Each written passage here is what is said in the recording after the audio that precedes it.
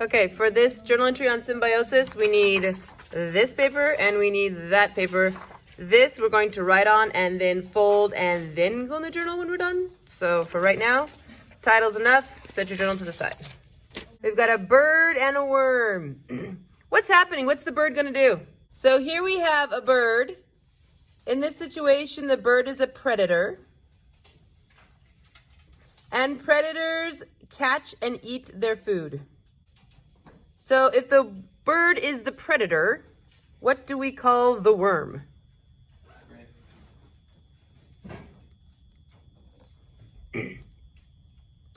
So that relationship between bird and worm is called predation. Now, we can look at it kind of like emojis, okay? Which of those two animals is happy? The bird. Okay, the predator just got to eat. He's happy. Okay, and the prey, how would you describe his status? He's dead. Okay, so the predator and the prey, a predation relationship between those two organisms, between those two species.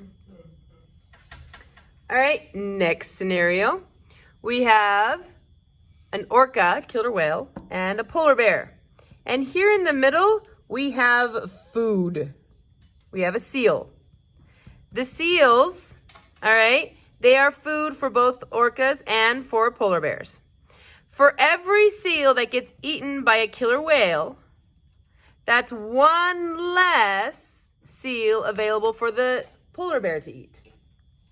So the relationship between these two, the orca and the polar bear, is a relationship of competition. They're competing for the same resource. So I'm not going to just label that food, I'm also going to label him a resource. Resources are things that you need to survive.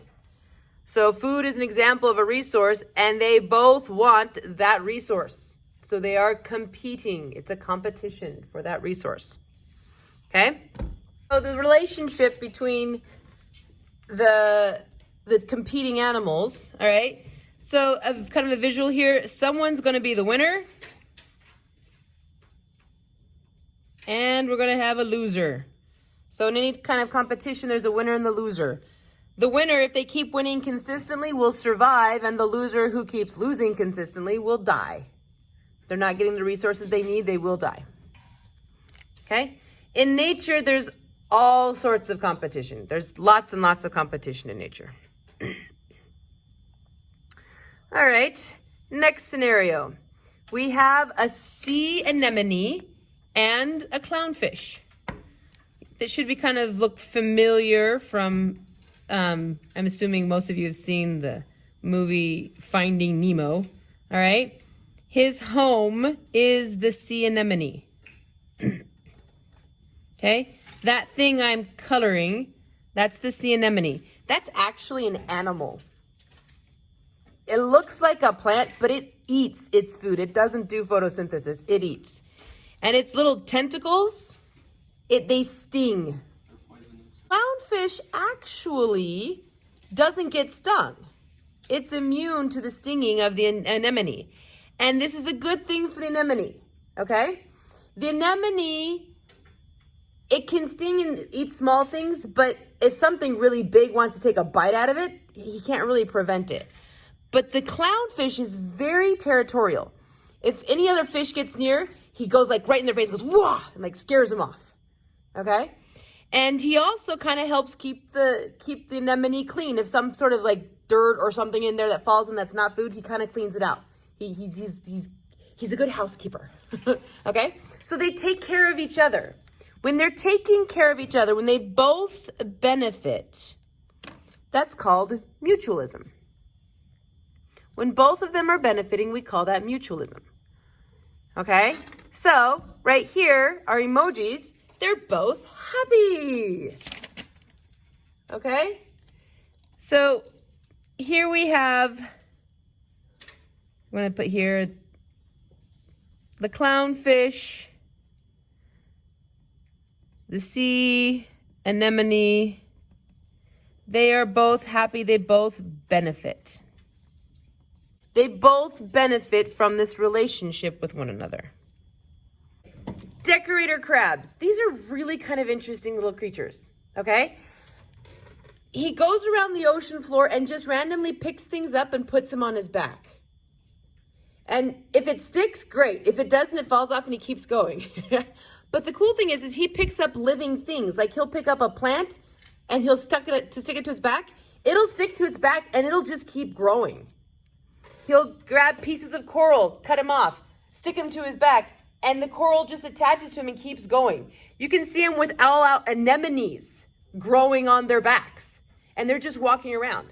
They use it for camouflage, because all he has to do is stop, and he looks like he's just a rock with a bunch of stuff on it. He just looks like the ocean floor. So this is great. He has this great camouflage. I mean, just amazing camouflage going on. But anything living that he puts on his back, it's unaffected. It doesn't help it. It doesn't hurt it. It doesn't care. It's just whatever. It's all good. This is what we call commensalism. All right? In commensalism, one of the organisms benefits and the other one is unaffected. Meh, don't care, doesn't help, doesn't hurt. It just is. And sometimes, I mean, I've even seen pictures with them with not just plants or anemones, but I've also seen like they put like clams on their back. Like it's amazing the things will stick to them. It's fascinating. Last scenario, we have a dog, and that poor dog has fleas. The fleas suck the dog's blood. So in this relationship, we call this parasitism. Okay? In parasitism, someone benefits and someone gets hurt. One is benefited, one is harmed. In this situation, the dog is the one that gets harmed. He doesn't die, so it's not predation. He's getting his blood sucked out of him. And sometimes there's diseases, so they can get diseases as well. Okay? The fleas are quite happy because they're getting fed. Okay? Now, there are names for these. So the one that benefits, this is the parasite. And the one that's being harmed is called the host.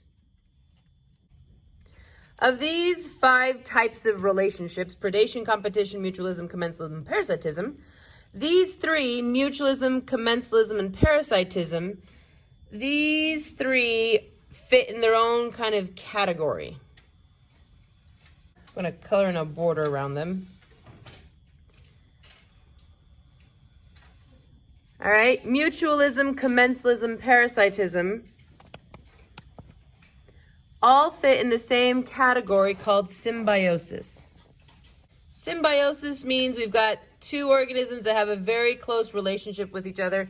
Usually, in most situations, you almost always find them together.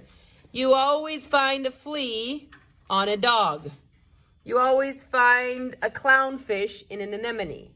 You will always find a decorator crab with something attached to his back. Okay? So in each one of these relationships, there's one organism that is never really found without the other organisms. All right, now for the folding. To put this in your journal. So, take this, fold back like this, the emojis. Fold back the edge of the paper so you just see the emojis. Now, flip back over. Now you take this new edge that we have here, and you're going to fold it over and line it up with this edge right here, so you can still see the words predation, competition, mutualism, commensalism, parasitism. You can still see those titles, but we're hiding the examples. Okay? So the examples are inside there if you need to look at an example to refresh your memory. But the pictures, okay, the emojis tend to be the best way to remember. So predation is all about a predator and prey. One's happy, one's dead. Competition, they're competing with each other for the same resource. We've got a winner and a loser. All right. In mutualism, they both benefit. In commensalism, one benefits, one's unaffected. And in parasitism, one is benefited, one is harmed. The parasite benefits and the host is harmed. Okay? And now we shall glue that into the journal. So there you go, Symbiosis page. And just glue it in.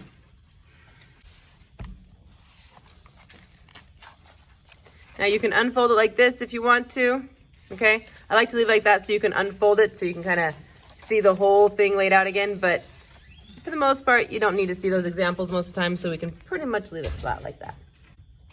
The other paper, okay, we're gonna write on it and then we'll glue it in when we're done. This is just a paper to talk about a very specific word, niche. Niche, N-I-C-H-E. Niche. A niche is a specific role, which like the function and the responsibility of an organism in its ecosystem. Each species has unique adaptations. All right, adaptations are simply characteristics that help it survive. Those unique adaptations, and therefore, because it has unique ways of living and surviving, it has a unique set of resources that it needs to survive. Okay? It uses a unique set of resources. And it will also influence other species because of competition and stuff like that. Okay? Competition and those symbiosis and mutualism and all that stuff. So it uses unique resources and influences other species, animals as well as plants. Okay? Maybe it eats some of the plants, maybe it eats some of the animals, maybe it has a mutualistic relationship, but the presence of any one organism will affect or influence the presence of the others. So, if a species suddenly goes extinct, oh no! If a species suddenly goes extinct, the ecosystem is negatively affected. Because all of these relationships between the organism, that unique niche that one organism has, okay, there's nothing to fill the niche of that species. And it's necessary for all species to be there to fill their niches to remain stability of the ecosystem. Okay? You can think of stability kind of like balance. There's another word we're going to use a little bit later. It's called homeostasis. It kind of applies to this situation as well, okay? But that idea of stability for the ecosystem, that is necessary for all the organisms doing what they do best, fulfilling their niche, so that everything is happy and healthy and surviving. Glue in your paper for niche right there on the oops page, and that's your notes on symbiosis, etc.